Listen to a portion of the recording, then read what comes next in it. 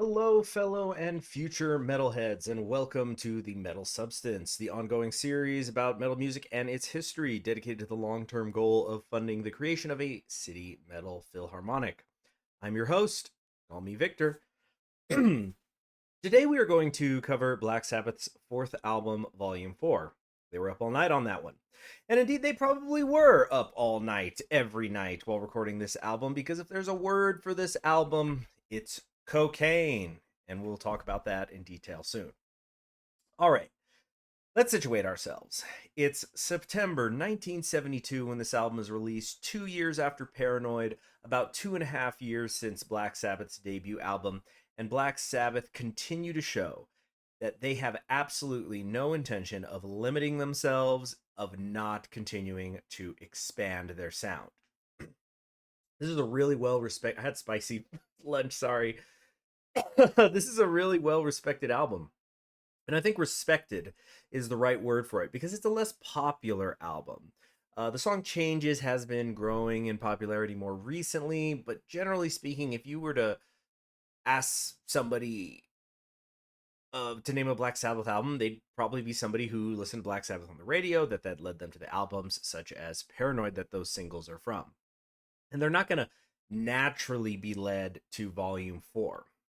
So I think the story of Black Sabbath Volume 4 is the story of a band that's retaining its central sound and continuing to amend it, expand it, progressive. This to me is the definition of progressive metal, or at least a very important part of it. Uh, it's more than, oh, can we just go a few beats per minute faster on this riff than the riffs we wrote in the last album? It's more than making your songs just longer for length's sake. I swear, some people will listen to a black metal record that's just recycling the same handful of riffs for 2 hours instead of 40 minutes and say, well, it's progressive black metal. No, it ain't. It's a cure for insomnia, which is maybe what you're looking for. But I swear, every solo black metal project thinks they're Midnight Odyssey. Okay, back to Black Sabbath. We need to situate this album not just in terms of time, but of place. This was recorded in Bel Air, California, USA, instead of the United Kingdom. So there's a couple of things that are going to be different about this album's recording compared to Master of Reality or Paranoid, and certainly the one-day recording session that was Black Sabbath 1. That's going to be the presence of a grand piano and an enormous amount of pure, rich cocaine. According to Tommy Iommi's own autobiography, the band was shredding through the money. They had bought thousands upon thousands of dollars worth of cocaine, which was being delivered to them in speaker boxes, which I guess is sort of a musical joke, but also a nice cover. All right, let's get into the track by track. First off, Wheels of Confusion slash The Straightener, depending on how you perceive the last section of this. Now in Volume 4, we just whip right into the middle of a jam session.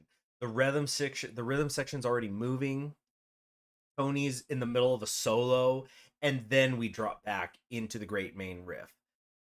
This is a long song on a relatively short record, and it's as if you are actively hearing Black Sabbath evolve over the course of this track.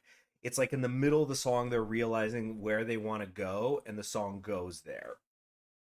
When Ozzy's voice finally comes in, compared to some of his earlier work on the earlier Black Sabbath albums, here he sounds drained, stretched out, tired, disillusioned. And he feels a lot that way throughout the entire record. Here, though, he's setting the tone. And after the verse, we go into some psychedelic sections. It gets kind of jammy, but there's a central through line. And at the end, the straightener is where they pick it back up. So what we're seeing is that this is an overture. It's showing that it's a record where Sabbath is going to progress and they're going to experiment and continue to stretch themselves. There's a really famous line from Ozzy Osbourne, or phrase he would repeat it a lot, basically saying, a band can define its whole career in the first few albums, because you make your first few albums, you're couple albums especially, you're hungry, and the second album, it's kind of like you got production value, but then what could end up happening is the third album, which could be so crucial, you stop expanding, stop exploring, and you just kind of sit up around on your ass and pick up your paycheck. Put out an album every couple of years. You can do that for decades and not progress. And Black Sabbath consistently shows they are not interested in resting on their laurels. All right, so for track 2, it's Tomorrow's Dream, significantly shorter. It's a 3-minute song. It's almost meant to be a radio hit. It's like rock and roll catchy, but Tony's always got that riff going on underneath. It's almost as if Sabbath is saying, yeah, we know how to do these kinds of songs, but I hope you're ready for some changes. Changes, speaking of which, track 3, or 4 if you include the straightener. Changes is these days a very well-known song on the record, probably the most well-known song outside of the metalhead community, I'd say. A lot of that I think is because of Charlie Bradley's cover he's been going around and doing. There's a lot of amazing live versions of that. And I also think it's a great showcase to show how Black Sabbath, early metal, very rooted in the blues.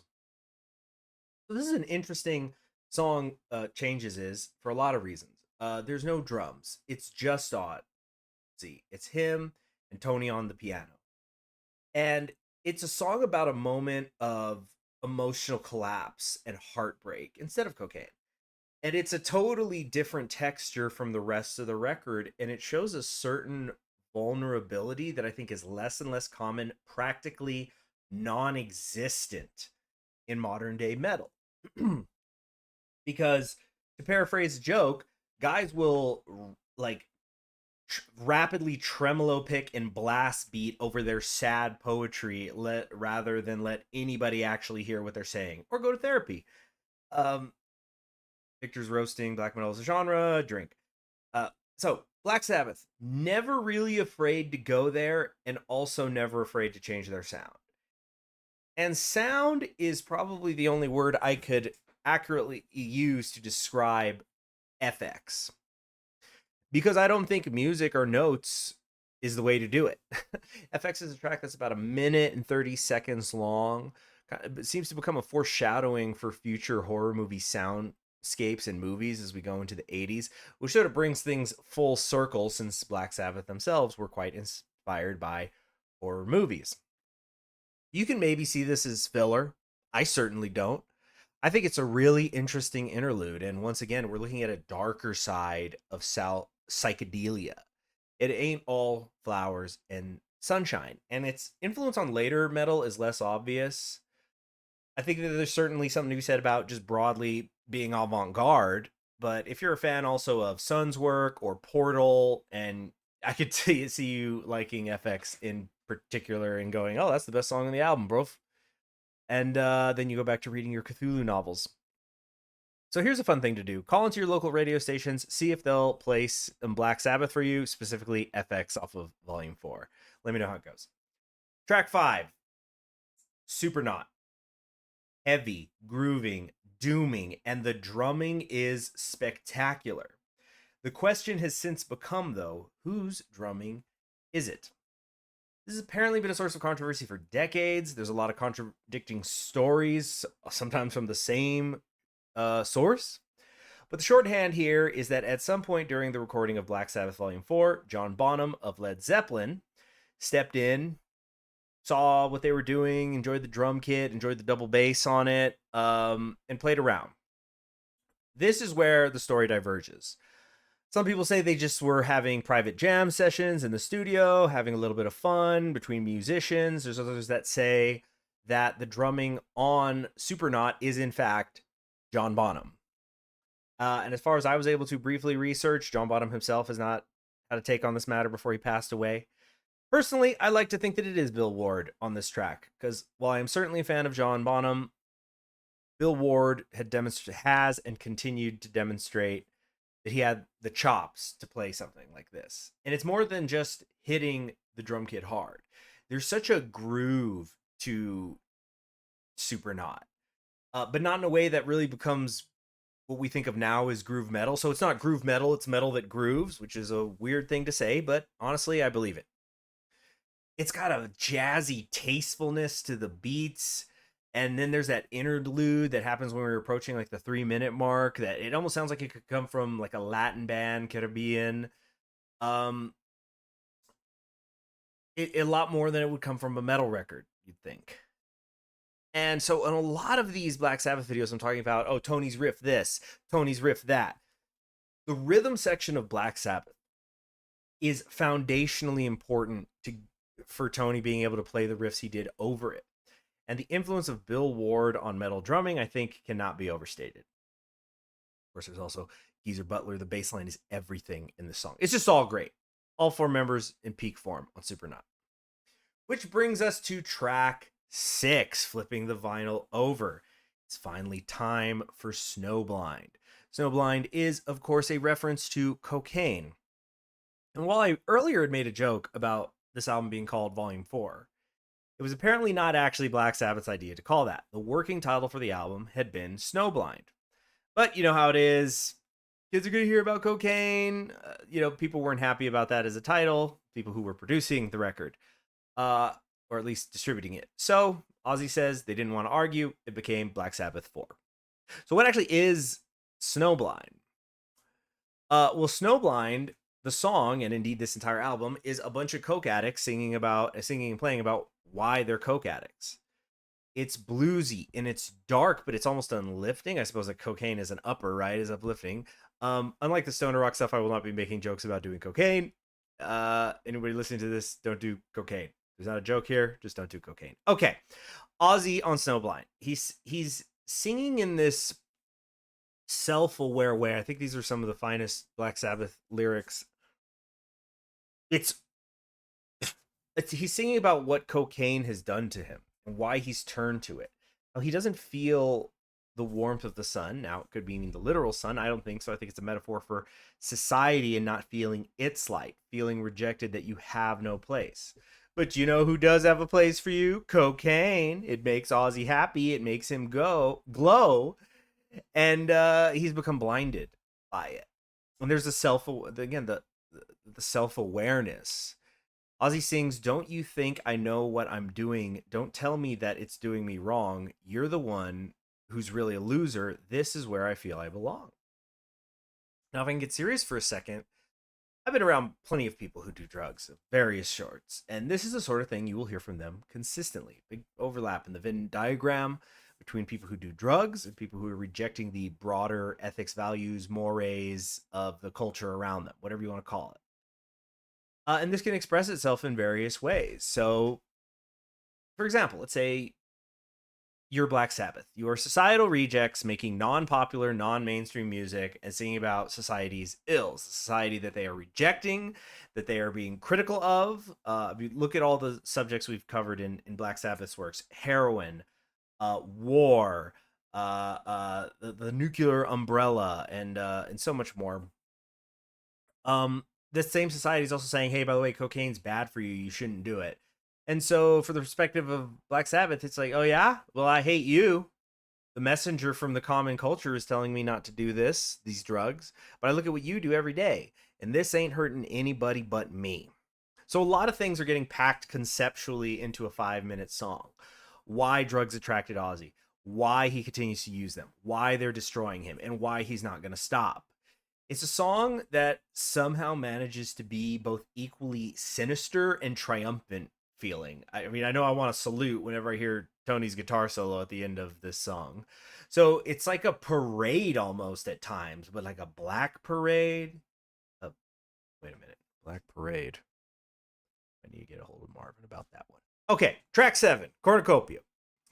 Another bullet fired by Black Sabbath at society at large in a really kind of progressive, doomy way. Black Sabbath is famous for their marching, groovy, bluesy riffs that you could move to, but not quite mosh to, although you sometimes could mosh to them. In Cornucopia, they take that rhythmic style that has become their signature, and it becomes like when Picasso turns to Cubism. They begin to experiment with these different time signatures, these strange rhythms. Sometimes you can kind of move smoothly to them, sometimes you can't. And it's like you have to do some sort of St. Vitus dance to keep up with this one. And lyrically, Ozzy's preaching against consumerism, the illusions of freedom given to society so that the powerful can take your freedom in exchange for everything they want in return. What do lyrics say? What do you get? Let them have their little toys, matchbox cars and morbid joys, exciting in their plastic ways, frozen food in a concrete maze. And all it cost you was your soul.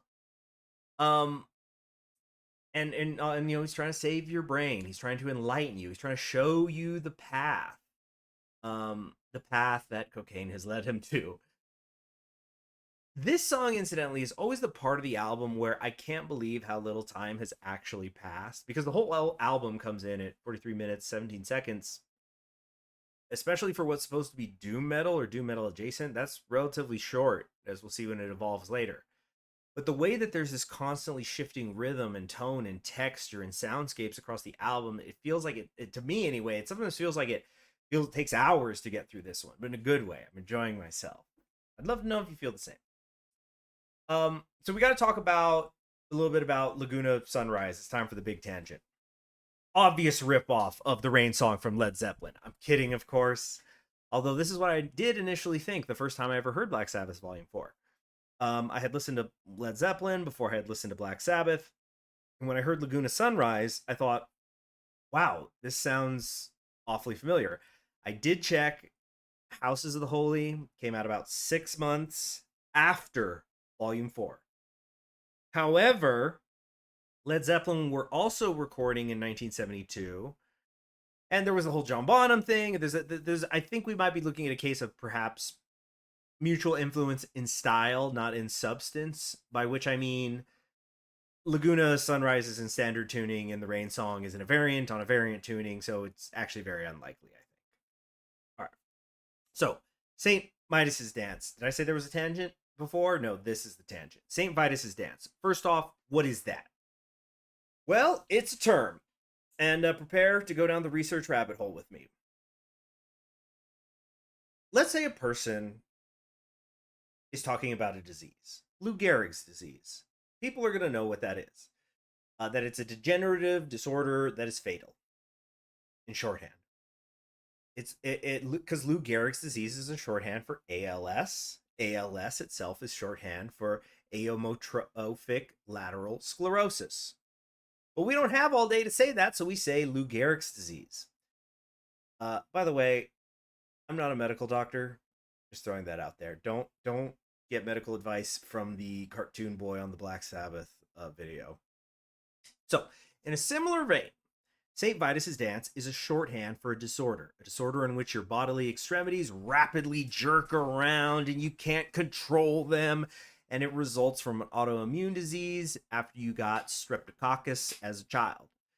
That's the general disease path. Again, I'm not a medical doctor.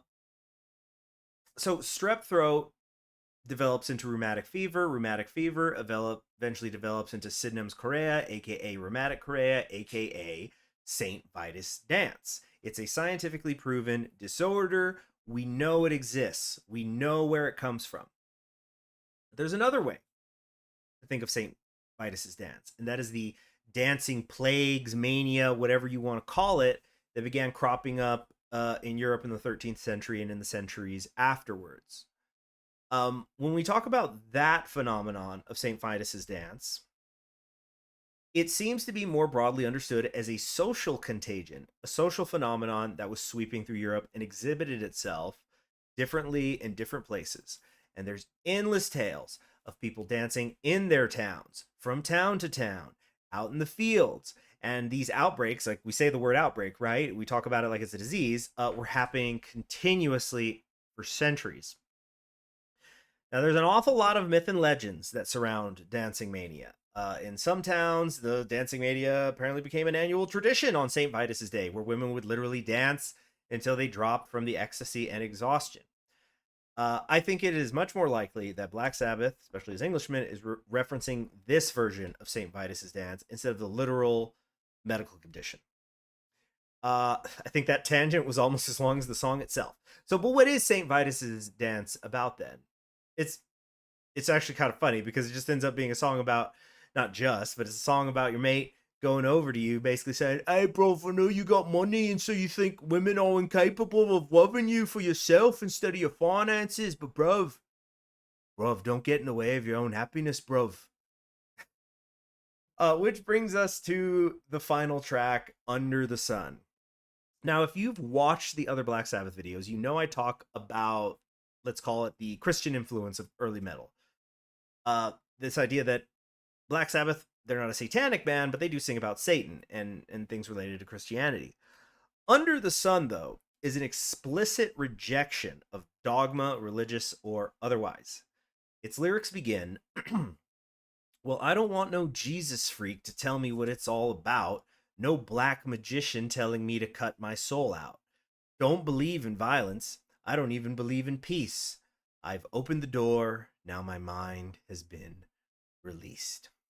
So Ozzy is singing about something beyond religion and ideology. And the song itself is an extended criticism of society, people, how nobody can be real, how everybody puts their masks up. There's a deceitfulness in people inherently. And so because of this, the only thing that a person can believe in is themselves, their own mind. And when you have that self-belief, you won't need empty people with masks over rat faces around you. So, the three songs for this album that I would say are essentially listening would be number one, Changes, and then check out the Charlie Bradley version as well. Number two, Snowblind, the famous ode to cocaine, and Laguna Sunrise. All of these, I think, really show the differences. And it's kind of amazing to say that I think these are all from the same album. It really shows how very, very quickly Black Sabbath expanded the sound and boundaries of metal early on in their career. So next time, we're going to do the last Black Sabbath album for a while, Sabbath, Bloody Sabbath, their fifth one, after which it's really going to become a crapshoot, the genres of metal that I'm going around. But I think that a nice little foundation has been built here, and we can really begin exploring. Subscribe if you haven't already. Press the like button if you did like it. And remember that history will be written by the victor.